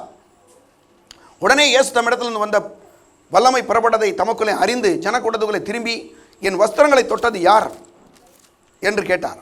அவருடைய சீசர்கள் அவரை நோக்கி, திரளான ஜனங்கள் உம்மை நெருக்கி கொண்டிருக்கிறதை நீர் கண்டும் என்னை தொட்டது யார் என்று கேட்கிறீரே என்றார்கள். இதை செய்தவளை காணும்படி அவர் சுற்றி பார்த்தார். தன்னிடத்தில் சம்பவித்ததை அறிந்த அந்த ஸ்திரியானவள் பயந்து நடுங்கி அவர் முன்பாக விழுந்து உண்மையெல்லாம் அவருக்கு சொன்னாள். அவர் அவளை பார்த்து, மகளே, உன் விசுவாசம் உன்னை ரட்சித்தது, நீ சமாதானத்தோടെ போய் உன் வேலை நீங்கி சுகமாயிரு. எப்படி பாருங்க, நான் யோசித்து பார்க்குறேன், என்ன மாதிரி கடவுளுடைய அன்பு. 12 வருஷமாக பெரும்பாடு என்ற ஒரு வியாதிங்க. இது ஒரு பேட் ஸ்மெல் பாருங்கள், ஒரு இரத்த போக்கு, அந்த மாதிரி ஒரு வியாதி 12 வருஷமாக. இந்த அம்மாவுடைய வீட்டில் இந்த அம்மாவுக்கு எல்லா பணத்தையும் செலவழிச்சிட்டாங்க, வீடு காடு எல்லாத்தையும் விற்றுட்டாங்க, ஒன்றும் இல்லாமல் உட்காந்துருக்குறாங்க. எல்லா டாக்டர்ஸையும் பார்க்குறாங்க, அந்த டாக்டர் இந்த டாக்டர் எல்லாரையும் இப்போ பார்த்தாங்க, சுகமே ஆகலை. கடைசி 12 வருஷங்களில் இயேசுவை ஒரு முறை கேள்விப்படுறா. கடைசியாக கேள்விப்பட்டு இயேசு நம்ம ஊருக்கு வராருன்னொன்னே இந்த அம்மா என்ன பண்ணுறாங்க, கேள்விப்பட்டு இயேசுவை போய் தொட முடியுதோ இல்லையோ, ஏன்னா கூட்டம் நிறையா இருக்குது, தொடலைனாலும் பரவாயில்ல, அவர் போட்டிருக்க ட்ரெஸ்ஸை தொட்டால் கூட நான் சுகமாகிடுவேன், வஸ்திரத்தை தொட்டால் நான் சுகமாகிடுவேன்னு சொல்லி போகிறாங்க. அந்த அம்மா போனால் தொட்டுட்டாங்க. தொட்ட உடனே என்னாச்சு தெரியுமா, 12 வருஷமாக இருந்த அந்த பெரும்பாடு உள்ள வியாதி அற்புதமாக சுகமாகப்பட்டுருச்சு. வேதம் சொல்லுது, அங்கே பாருங்கள் சொல்லப்பட்டிருக்கு. இயேசு அவளை நோக்கி அவளை பார்க்குறாரு, பார்த்துட்டு சொல்கிறாரு, அந்த பாருங்கள், இதை சேவலை காணும்படி அவர் சுற்றி பார்த்தார். தம்மிடத்தில் அந்த இந்த பாருங்கள் பயந்து பாருங்கள், தன்னிடத்தில் சம்பவித்ததை அந்த ஸ்திரியானவள் பயந்து நடுங்கி அவர் முன்பாக விழுந்து உண்மையெல்லாம் அவருக்கு சொன்னாள். அவர் அவளை பார்த்து, மகளே, உன் விசுவாசம் உன்னை ரட்சித்தது, நீ சமாதானத்தோடே போய் உன் வேதனை நீங்கி வானத்தையும் பூமியை உண்டாக்கின தேவன். நல்ல ஒரு விஷயத்தை நான் கவனித்தேன். எந்த டாக்டராக நம்ம போகிறோம், வாங்க மகனே, வாங்க மகளே அப்படின்னு யாராவது சொல்கிறேன், நீ கேட்டிருக்கீங்களா? டாக்டர் யாராவது? நான் சொல்கிறேன், நீங்கள் படித்தாலும் படிக்காவிட்டாலும் இயேசு கிறிஸ்து மட்டும் ஒரு மனுஷனுடைய வாழ்க்கையில் இல்லைன்னு சொன்னால் அவன் ஜீரோ. இயேசு உங்கள் வாழ்க்கையில் வருவார் என்றால் நீங்கள் தான் ஹீரோ. சரியா? நீங்கள் தாங்க அந்த உலகத்தில் பெரிய வெற்றியாக வாழ முடியும். அப்போ பாருங்கள், ஆண்டவராக இயேசு நம்ம வாழ்க்கையில் பாருங்கள், அந்த அம்மாவுடைய வாழ்க்கை வந்தோடனே அற்புதமான சுகம். அவர் சொல்கிறார், மகளே, உன் விசுவாசம் உன்னை ரட்சித்தோடு, நீ சமாதானத்தோட போய் எனது சுகமாயிரு. எவ்வளோ பெரிய ஒரு சமாதானம். வியாதினால குடும்பத்தில் ஏகப்பட்ட சமானமே கெட்டு போயிடுதுங்க. ஆனால் ஆண்டவராக இயேசு கிறிஸ்து நீங்கள் வரும்போது உங்களுக்கு தேவ சமானத்தை இயேசு கொடுக்குறார். தேவ சமானம் உண்டாகிறது. அவ்வளோ பெரிய ஒரு சந்தோஷம், அவ்வளோ பெரிய ஒரு சமானம். ஒரு முறை ஒரு சர்க்கஸ்க்கு ஒரு டாக்டர்கிட்ட ஒருத்தர் போனாராம். போனோன்னு அவர் சொன்னாராம், சார் நைட்லாம் தூங்க வர மாட்டேன் சார், ஒரே கவலை சார், ஒரு மாதிரி சமானமே இல்லை சார். அவர் சொன்னாராம், அந்த டாக்டரு, அங்கே ஒரு பக்கத்தில் ஒரு சர்க்கஸ் நடக்குது, நான் நேத்தான் போயிட்டு வந்தேன், எனக்கே கொஞ்சம் பாரம் கவலை, அங்கே போனால் கொஞ்சம் சிரிச்சிட்டு சந்தோஷமாக வந்துட்டேன் அப்படின்னாராம். பாருங்க, அவர் சொன்னாராம், சார் அந்த சர்க்கஸில் அந்த டாக்டர் சொன்னாராம், அந்த சர்க்கஸில் ஒரு கோமாளி ஒரு பப்புன்னு இருக்கார், நீங்கள் போனால் உங்களை சிரிக்க வச்சுருவாருன்னு. அவர் சொன்னார், அந்த பப்புனே நான் தான் சார், எனக்கு ப்ராப்ளமாக இருக்குது, ஊரெல்லாம் நான் சிரிக்க வைக்கிறேன், என் பொழப்பு சிரிச்சு போகுது, ஏகப்பட்ட பிரச்சனை நம்ம ஊரில் சொல்கிறாங்கல்ல, மதுரையில் தான் சொல்லுவாங்க, ஊரெல்லாம் நம்மளை பார்த்து சிரிக்குது அப்படின்னு. அந்த மாதிரி சில நேரங்களில் பாருங்கள், மக்களுடைய வாழ்க்கையை பார்க்கும் போதே ஒரு ஆயிடுது. ஆனால் ஆண்டவராக இயேசு கிறிஸ்து வரும்போது சிரிச்சு போன வாழ்க்கையை சிரிக்கிற வாழ்க்கையாக மாற்றுவார். அநேகர் பார்த்து நம்மளை சிரிக்கிற வாழ்க்கையை நாமே எப்பொழுதும் சிரித்து சந்தோஷமாக இருக்கக்கூடிய வாழ்க்கையாக தேவன் மாற்றுவாருங்க. இன்றைக்கி ஆண்டவராக இயேசு உங்கள் வாழ்க்கையில் வரும்போது அந்த பெண்ணுடைய வாழ்க்கையில் வந்தவுடனே தேவ சமானத்தை கத்தர் கொடுத்தார். அது மட்டும் இல்லாமல் கடைசியாக மனுஷர் மேலே பிரியம் உண்டாவதாக. ரொம்ப பேருக்கு என்ன பிரச்சனைனா, கடவுள் நம்ம மேலே எப்போவுமே கோபமாக இருக்கார் போலையே, என்ன இவ்வளோ பிரச்சனை வருது, கொஞ்சம் கண்டுக்கிற மாட்டுறாரு, நம்மளும் என்னென்னமோ பண்ணி பார்க்குறோம், ஜெபம் கூட பண்ணுறோம், அங்கே போகிறோம் இங்கே போகிறோம், சாமிகளுக்கு எத்தனை நேர்த்திக்கடன் பண்ணுறோம். எங்கள் அப்பா பாருங்கள், எனக்கு சிறு வயதிலே இந்த 2 கண்ணு தெரியாமல் இருந்துச்சு. நான் இயேசுவை ஏற்றுக்கொண்டதுக்கு ஒரு முக்கிய காரணம் தான். முழுக்க எங்களுடைய குடும்பம் இந்து பேக்ரவுண்டு. எங்கள் ஊரில் ஒரு எங்களுடைய குடும்பம் தான் அதில் எல்லாத்தையும் செய்வாங்க. ஒரு பெரிய 5 ஊர் பெரிய கிராமம், பல 100 ஆண்டுகளாக அந்த ஊரில் இருக்கிறாங்க. அப்போது எனக்கு இந்த 2 கண்ணு தெரியாதனால என்ன பிரச்சனை, கண்ணு தெரியாதுனா எப்படின்னா, நீங்கள் ஸ்கூலுக்கு போனால் அங்கே இருக்க அந்த பிளாக் போர்டில் எழுதிக்கலாம் எனக்கு தெரியாது, இந்த மாதிரி சின்ன எழுத்துலாம் எனக்கு படிக்க தெரியாது. சாயங்காலம் ஆச்சுன்னா யாராவது என்னை கையை பிடிச்சி தான் கூப்பிட்டு போனோம். அந்த மாதிரி ஒரு பிரச்சனை பிறந்ததில் இருந்தே. படித்து பாருங்கள், கிட்டத்தட்ட ஒரு 9th ஸ்டாண்டர்ட் வரைக்குமே எனக்கு எழுத தெரியாது. இந்த ஏபிசிடி ஆனவன கூட எழுத தெரியாது. அவங்க யாராவது படித்து காதில் சொல்லுவாங்க, திரும்ப நான் என்ன பண்ணுவேன்னா அதை கேட்டுட்டு அவங்ககிட்ட போய் சொல்லுவேன், அவங்க எழுதி கொடுப்பாங்க. இந்த மாதிரி தான் நான் படிச்சுட்டு வந்துருந்தேன்.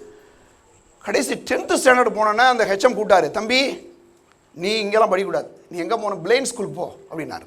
பிளைண்ட் ஸ்கூல்னா கண்ணு தெரியாத ஸ்கூலுக்கு போனீங்க அப்படின்னா, ஐயோ இது என்னடா பெருசு சிக்கலில் மாட்டிக்கிட்டேமே அப்படின்னு சொல்லிட்டு என்ன பண்ணுறேன்னு தெரியல. அவர் சொல்கிறாரு, இங்கே பாரு 10th வந்து நீ எழுதணும், நீ தான் எழுதணும், உனக்கெல்லாம் ஆன்லாம் தர முடியாது. ஒன்று நீ ஸ்கூலை விட்டு போயிரு, இல்லைன்னா நீ கண்ணை சரி பண்ணிட்டு வானா, இது என்ன நம்ம கடவுளாக சரி பண்ணுறதுக்கு முடியாது. அப்போ அவர் உடனே சொன்னார் பாருங்க, அப்போ தான் நான் ஆண்டவராக இயேசுவை ஏற்றுக்கொண்டு சபைக்கு போயிட்டுருக்கேன். என்னுடைய 13வது வயது நினைக்கிறேன், சிறுவனாக இருந்த அந்த காலங்களில். அப்போ நான் உடனே போனோன்னே அந்த பாஸ்டர் எனக்கு ஒரு ஜோம் பண்ணார், என் தலையில் வச்சு ஜோம் பண்ணார். ஜோம் பண்ணோன்னே என்னன்னு தெரில எனக்கு, ஒரு வேளை திரும்ப டாக்டரை போய் பார்க்கலாமான்னா, எங்கள் அப்பா ஆக்சுவலாக பாருங்கள் நிறையா டாக்டர்கிட்ட கூட்டு போய் காமிச்சார். எங்கள் அப்பா அங்கே மதுரையில் கூடிய ஒரு பெரிய அமெரிக்கன் கம்பெனியில் வேலை செஞ்சார், நிறைய கையில் காசெல்லாம் இருக்க அவர்கிட்ட. அந்த மாதிரியால் டாக்டர்லாம் போய் காமிச்சா அவங்க என்ன சொல்கிறாங்க, ஆப்ரேஷன் பண்ணால் இருக்கிற கண் பார்வையும் போயிருன்றாங்க, இல்லைன்னா மெண்டவாயிருன்னு சொல்கிறாங்க. அதனால் எங்கள் அப்பா என்ன பண்ணார், நிறைய பிடிச்சி, ஐயா ஆப்ரேஷனே வேணாங்க, ஏதாவது எங்கள் பையனுக்கு இவனுக்கு மட்டும் கொஞ்சம் எக்ஸ்ட்ரா என்னமா கொடுத்துட்றேன் சொத்துல வரும்போது, ஏன்னா எனக்கு ஒரு அண்ணன் ஒரு தம்பி இருக்காங்க, அதில் ஒரு தம்பி அவரும் பாஸ்டர் தான், அது அவருக்கு அப்படி கொடுத்துட்றான் அப்படின்ற மாதிரி சொன்னோன்னே எங்கள் அப்பா கூட்டு வந்தார். ஆனால் அந்த இயேசுவை ஆண்டவர் ஏற்றுக்கிட்ட உடனேங்க அங்கே போனேன் பாருங்கள், எனக்கு ஒரு தைரியம். நான் உடனே திரும்பியும் போய் அங்கே போய் அந்த டாக்டர்கிட்ட போய் ஒரு செக் பண்ண அவங்க சொன்னாங்க, ஒரு சின்ன ஆப்ரேஷன் பண்ணால் கண்ணு தெரிஞ்சிடும் அப்படின்னாங்க. இது எனக்கு ரொம்ப ஆச்சரியமாக இருந்தது. எங்கள் அப்பா அம்மாலாம் சொன்னாங்க, நீ போகாதான் பாட்டு கொண்டு வாண்டா டாக்டரு, மதுரை தமிழ் அப்படி தான் சொல்லுவாங்க, கொன்னே போட்டுருவாடா அப்படின்னாரு. அது சொன்னால் இல்லைப்பா, ஒரு முறை ஒரு முயற்சி செய்வான், ஏசுனார் செய்வார், ஏசுநாதரா. எங்கள் அப்பா சொல்லுவார் பாருங்க, சாமியார் பையன், நீ சாமியாராக போகிறதுக்கு தான் அப்படி வேலை பார்த்துட்டு இருக்கிற, பயங்கரமாக திட்டு பாருங்க. ஏன்னா அவருக்கு இயேசுவை கண்டா பிடிக்காது, எனக்கு இயேசு தான் பிடிக்குது. பெரிய இது பாருங்க, நிறைய பேர் இந்து பேக்லேருந்து நிறைய வந்துருக்கீங்க. உண்மையிலே நிறைய பாடுகள். நான் படித்த பைபிளை எங்கள் அப்பா தீய வச்சு கொளுத்திட்டாரு, அவ்வளோ பயங்கரமான ஒரு மனுஷன் அவர். அந்த மாதிரி இடத்துலேருந்து நான் வந்தேன். சர்ச்சுக்கு போனால் ஒளிஞ்சு போனேன், ஒரு மாதிரி ஞாயிற்றுக்கிழமைனா எங்கேயாவது ஒரு இது என்னமா ஒளிஞ்சு போயிட்டே இருப்பேன் பாருங்க. ஆனால் ஆண்டவராக இயேசுவை ஏற்றுக்கொண்ட உடனே ஒரு அற்புதமான காரியங்க. அப்போ உடனே அங்கே போய் அட்மிஷன் பண்ணிவிட்டு ஒரு சின்ன ஆப்ரேஷன் நடந்தது. நான் சொல்கிறேங்க, இந்த எழுத்தே தெரியாது, இன்றைக்கி பைபிள் தான் இருக்கிற ரொம்ப சின்ன எழுத்து. தூரத்தில் வரக்கூடிய ஆடு மாடெல்லாம் தெரியாது, மேலே மோதிடுவேன், ஆட்கள் தண்ணி கொண்டு வந்து அவங்க மேலே மோதிடுவேன். ஆனால் இன்றைக்கி என்னுடைய காரை எடுத்துகிட்டு 100-120 கிலோமீட்டர் வேகத்தில் ஓட்டுறேன், 2 மணி நேரத்தில் மதுரைக்கு போகிறேன். என்ன ஆச்சரியம் இல்லையா? கடவுள் எவ்வளோ ஜீவனம் உள்ள தெய்வம் பார்த்தீங்களா? உண்மையா இல்லையா? நான் சொல்கிறேங்க, இது நான் எழுத்து சொல்ல, இதில் எழுதியிருக்கு பாஸ்டர், இல்லை என் வாழ்க்கையில் கடவுள் செய்தார். அதனால தான் இதை பிரசங்கம் பண்ணுறேன். இல்லைன்னா நான் எதுக்குங்க மதுரை விட்டு இங்கே வரேன்? மதுரை சூப்பர் ஊருங்க, எங்கள் வீட்டில் சொந்தமாகவே 6-7 வீடு வாடகை விட்டுருந்தாங்க, நல்லா வசதியெல்லாம் இருந்துச்சு. உண்மையிலே மதுரை விட்டு வரும்போது ரொம்ப ஃபீல் பண்ணேன், ஐயோ அப்படி போகிறோமே, அப்படி ஒரு ஊருக்கு தெரியாத ஒரு ஊருக்கு போகிறோமே அப்படின்னு சொல்லிட்டு. நான் சொல்கிறேங்க, இன்றைக்கி இந்த ஊருக்கு வந்ததுக்காக நான் ரொம்ப சந்தோஷப்படுறேன். ஏன்னா இத்தனை 100 மக்களை கடவுள் ஆசீர்வதித்திருக்கிறார், ரட்சித்திருக்கிறார். இதுக்கெல்லாம் என்னங்க காரணம்? ஆண்டவராக இயேசு என் வாழ்க்கையை மாற்றிருக்கிறார். ஏன்னா நம்ம நினைக்கிறோம் கடவுள் நம்ம மேலே கோபமாக இருக்காரு அப்படின்னு நினைக்கிறோம். இல்லைங்க, கர்த்தர் நம்ம மேலே பிரியமாக இருக்கிறார் என்று வேதம் சொல்லுது. மத்தேயு சுவிசேஷம் எடுங்க, மத்தேயு சுவிசேஷம் 3ஆம் அதிகாரம், சீக்கிரம் எடுங்க, 16ஆம் வசனம் வாசிப்போம். இயேசு ஞானஸ்நானம் பெற்று ஜலத்திலிருந்து கரையேறின உடனே இதோ வானம் அவருக்கு திறக்கப்பட்டது, தேவ ஆவி புறாவை போல இறங்கி தம்மேலே வருகிறதை கண்டார். அண்டி வானத்திலிருந்தே ஒரு சத்தம் உண்டாகி, இவர் என்னுடைய நேசகுமாரன், இவரில் பிரியமாக இருக்கிறேன் என்று சொல்லுது. பாருங்க, இயேசு ஞானஸ்நானம் பெற்று வந்தோடனே அந்த யோர்தான் நதியில் எடுக்கிறார். ஞானஸ்நானம் பெற்று வந்த உடனே இவர் என் நேசகுமாரன், இவரில் பிரியமாக இருக்கிறேன். இவர் மேலே பிரியமாக இருக்கிற அதே ஆண்டவர் தான் நம்ம மேலேயும் என்னவா இருக்காரு? பிரியமாக இருக்கிறார். வேற சொல்லுது, 3 யோவான் 2 சொல்றாரு, பிரியமானவனே உன் ஆத்துமா வாழ்கிறது போல நீ எல்லாவற்றிலும் வாழ்ந்து சுகமாக இருக்கும்படி விரும்புகிறேன். நம்முடைய ஆண்டவருங்க நம்ம சுகமாக இருக்கிறத, நம்ம சந்தோஷமாக இருக்கிறத, நம்ம நல்லா இருக்கிறத விரும்புகிறார். ஒரு தாய் தகப்பன் பாருங்கள், தாய் தகப்பன் எவ்வளவு நல்லா இருக்குன்னு ஒவ்வொரு பிள்ளைகள் மேலே நினைக்கிறாங்க இல்லையா? அதை விட பல மடங்கு நம்முடைய தேவன் நம்ம நல்லா இருக்கணும்னு சொல்லி அவர் விரும்புகிறார் இல்லையா? நம்ம ஆசீர்வாதமாக இருக்கணும்னு விரும்புகிறார். பாருங்கள், இதை பற்றி சங்கீதம் 149ஆம் அதிகாரம் எடுங்க, சீக்கிரம் எடுங்க, நான் முடிக்க போகிறோம். 4ஆம் வசனம் வாசிக்கிறேன். அங்கே சொல்கிறாரு, வானாதி வானங்களே அவரை துதியுங்கள், ஆகாய மண்டலத்துள்ள மேல தண்ணீரிலே அவரை இருங்க, சாரி தப்பா மாஸ்டர், 4 பாருங்கள், 141. கர்த்தர் தம்முடைய ஜனத்தின் மேல் பிரியம் வைக்கிறார், சாந்த குணமுள்ளவர்களை ரட்சிப்பினாலே அலங்கரிப்பார். பாருங்க சொல்றாரு, கர்த்தர் தம்முடைய ஜனத்தின் மேலே பிரியம் வைக்கிறார். நம்ம ஒவ்வொரு மேலேயும் கர்த்தர் பிரியம் வைக்கிறாராம். பாருங்க, இன்னைக்கு நிறைய பேருக்கு ஆண்டவர் நம்ம மேலே கோபமாக இருக்காரோ? இல்லை. நம்முடைய ஆண்டவர் நம்ம மேலே எப்படி இருக்காருன்னா ரொம்ப பிரியமாக இருக்கிறார். யோவான் 3:16 சொல்லுது, தேவன் தம்முடைய ஒரே பேரான குமாரனை விசுவாசிக்கிறவன் எவனோ அவன் கெட்டு போகாமல் நித்திய ஜீவனை அடையும்படிக்கு அவரை தந்தருளி இவ்வளவாய் உலகத்தில் அன்பு கூர்ந்தார். நம்ம மேலே எவ்வளோ பெரிய அன்பு வைத்திருக்கிறார் பாருங்க. இதை பற்றி 1 யோவான் 4:8 சொல்லுது, தேவன் அன்பாகவே இருக்கிறார். எப்படி இருக்காராம் தேவன்? எல்லாரும் சொல்லுங்க, தேவன் அன்பாகவே இருக்கிறார். எங்கேயாவது உங்களுக்கு ஆண்டவர் மேலே கோபம் வந்துச்சுன்னா, தேவனே நீர் எப்படி இருக்கீங்க? அன்பாகவே இருக்கிறீங்க சொல்லி பார்த்தீங்கன்னாவே நான் சொல்கிறேங்க, அந்த தேவன், அந்த அன்பின் தேவன், அவர் நம்மளை அதிகமாக நேசிக்கிறார். ஆண்டவர் ஒருபோது நமக்கு தீமை செய்ய மாட்டார், எப்போது நமக்கு நன்மை செய்கிற தேவன். வேதம் சொல்லுது, சிங்கக்குட்டியில் தாழ்ச்சி இருந்து பட்டினியாக இருக்கும், கர்த்தரை தேடுவதற்கு ஒரு நன்மையும் குறைபடாது. ஒரு நன்மை கொடுப்பார். இங்கே வந்திருக்கிறீங்க நிறைய பேர், உங்களுடைய வாழ்க்கையிலே எல்லா குறைவுகளை மாற்றக்கூடிய தேவன் இருக்கிறார். வேதம் சொல்லுது, அவர் உன்னதத்தில் இருக்கிற தேவனுக்கு மகிமையும் பூமியிலே சமாதானமும் மனுஷர் மேலே பிரியமும் உண்டாவதாக என்று சொல்லி அன்னைக்கு தேவதூதர்கள் துதித்தார்கள். அந்த மேய்ப்பர்கள் போகிறாங்க, போய் அந்த குழந்தையை பார்க்குறாங்க. அவங்க பார்த்த ஆச்சரியம் என்னன்னா, வானத்தையும் பூமி உண்டாக்கின தேவாதி தேவன் ஒரு குழந்தையாக பார்க்கக்கூடிய ஒரு அற்புதமான சிலாக்கி அந்த மெய்ப்பர் கிடச்சிருப்பாருங்க இல்லையா? நான் சொல்கிறேன், இன்றைக்கி கூட எத்தனையோ கோடி பேர் இந்த உலகத்தில் இருந்தால் கூட, பெரம்பலூரில் இருந்தால் கூட, ஆனால் நீங்களாம் ஆசீர்வதிக்கப்பட்டாளுங்க. ஏன் தெரியுமா? இந்த ஆண்டவரை தேடி இன்றைக்கி வந்திருக்கிறீங்க. இந்த கிறிஸ்துவின் நாள், இந்த கிறிஸ்துமஸ் அன்னைக்கு அவரை ஒரு முறை போய் பார்த்துட்டு வரேன்னு நினச்சிருங்க இல்லையா? கண்டிப்பாகவே நீங்கள் ஆசீர்வதிக்கப்பட்டவர்கள். உங்களை தேவன் ஆசீர்வதிப்பார். உங்கள் வாழ்க்கையிலே நீங்கள் இழந்து போன அந்த சந்தோஷத்தையும் சமானத்தையும் அந்த பாருங்கள், எல்லாவற்றையும் திரும்ப உங்களுக்கு கொடுப்பார். உங்கள் வாழ்க்கையில் ஒரு பெரிய மாற்றங்களை செய்ய வல்லவராக இருக்கிறார். இன்றைக்கி கூட உங்கள் வாழ்க்கையில் அப்படிப்பட்ட மாற்றங்கள் வேண்டுமையானால், நீங்கள் புதிதாக வந்தவர்கள் மட்டும் முன்னால், இன்றைக்கி தான் புதுசாக நான் வந்திருக்கிறேன், இது வரைக்கும் எனக்கு இயேசுவை பற்றி தெரியாது அப்படின்னீங்கன்னா முன்னால் வாங்க, உங்களுக்காக நம்ம ஜெபம் பண்ணலாம். சரியா? வாங்க முன்னால் வாங்க. அப்படிப்பட்ட எல்லாரும் எழுந்து நின்னுங்க, எல்லாரும் எழுந்திரிச்சுக்குங்க. எல்லாரும் ஜெபம் பண்ணலாமா? புதிதாக வந்தவங்க நான் சொல்கிற ஜெபத்தை சொல்லலாம். எல்லாரும் கண்களை மூடிக்கொள்வோம். சொல்லுங்கள், இயேசுவே என்னுடைய ஆண்டவர், என் பாவத்தெல்லாம் உங்கள் இரத்தத்தினால கழுவுங்க. இயேசுவே என்னை உங்கள் பிள்ளையாக ஏற்றுக்கொள்ளுங்க. இயேசுவின் நாமத்தில் ஜெபிக்கிறேன் பிதாவே, ஆமென். எல்லாரும் இந்த மக்களுக்காக கரங்களை தட்டி கர்த்தரை ஸ்தோத்திரிப்போம். ஆமென். பரலோக பிதாவே, நன்றியோடு ஸ்தோத்திரிக்கிறோம், உமக்கு நன்றி செலுத்துகிறோம். இந்த நாளில் கர்த்தாவே, தாவீதின் ஊரில் பிறந்த இயேசு கிறிஸ்து, ஆமாண்டரே, இந்த நாட்களில் நம்முடைய பிள்ளைகளுடைய இந்த வந்திருக்கிற ஒவ்வொருடைய வாழ்க்கையிலும் நீர் பிறக்கும்படியாக நாங்கள் ஜெபிக்கிறோம். ஆமாண்டரே, உன்னதத்தில் இருக்கிற தேவனுக்கு மகிமையும் பூமியிலே சமாதானமும் மனுஷர் மேலே பிரியமும் உண்டாவதா என்று சொல்லி ஆண்டவரே அன்னைக்கு தேவ தூதர்கள் கர்த்தாவே சொல்லி வாழ்த்தினது போல இந்த நாட்களிலே ஆண்டவரே உடைய உன்னதத்தில் இருக்கிற தேவனுக்கு மகிமையை நாங்கள் செலுத்துகிறோம். இந்த பூமியிலே தேவ சமானம் உண்டாயிருக்கிறபடியால் நமக்கு ஸ்தோத்திரம் கர்த்தாவே. இந்த வந்திருக்கிற ஒவ்வொருவரையும் உடைய தேவ சமானத்தால் நிரப்புவீராக. உடைய கர்த்தாவே, பண விஷயங்களில், உடைய சுக விஷயங்களில், உடைய குடும்பத்திலே இருக்கக்கூடிய எல்லா விதமான பிரச்சனைகளையும் மாறி ஒரு தேவ சமானம் உண்டாகட்டும். ஆண்டவரே, நீ சொன்னீரே, ஏதோ சமானத்தை வைத்து விட்டு போறேன், இந்த உலகம் கொடுக்கிற பிரகாரம் அல்ல, என்னுடைய தேவ சமானத்தையே உனக்கு கொடுக்கிறேன் சொன்னீரே. ஆண்டவரே, உடைய தேவ சமானத்தினாலே உடைய ஜனங்களை நிரப்புவீராக, உடைய ஜனங்களை ஆசீர்வதிப்பீராக. அவர்கள் மேலே தேவனே உடைய பிரியம் இருக்கிறபடியால் நமக்கு ஸ்தோத்திரம், உடைய அன்பு இருக்கிறபடியால் நமக்கு ஸ்தோத்திரம். ஆண்டவரே, தேவன் அன்பாகவே இருக்கிறார் என்று வாசிக்கிறோமே. உடைய தேவ அன்பினாலே உடைய ஜனங்களை நிரப்புவீராக, உடைய மக்களை ஆசீர்வதிப்பீராக. கல்வாரி சிலுவையிலே அடிக்கப்பட்ட இயேசு, உயிர்த்தெழுந்த இயேசு, ஆண்டவரே, தாவீதின் ஊரிலே பிறந்த தெய்வம், இந்த நாட்களில் ஒவ்வொருடைய இருதயங்களில் நீர் பிறந்தபடியால் நமக்கு ஸ்தோத்திரம். உடைய ஜனங்களை ஆசீர்வதியும், உடைய எல்லா தேவைகளையும் சந்தித்ததுக்காக நன்றி. இயேசுவின் நாமத்தில் ஜெபிக்கிறோம் பிதாவே, ஆமென். நம்முடைய கர்த்தராகிய இயேசு கிறிஸ்துவின் கிருபையும் பிதாவாகிய தேவனுடைய அன்பும் பரிசுத்த ஆவியானவருடைய ஐக்கியமும் இப்பொழுதும் எப்பொழுதும் நம்மோடு கூட இருப்பதாக. ஆமென். இயேசு ராஜாவுக்கே ஜெய், இயேசு ராஜாவுக்கே ஜெய், இயேசு ராஜாவுக்கே ஜெய். கர்த்தர் உங்களை ஆசீர்வதிப்பார்.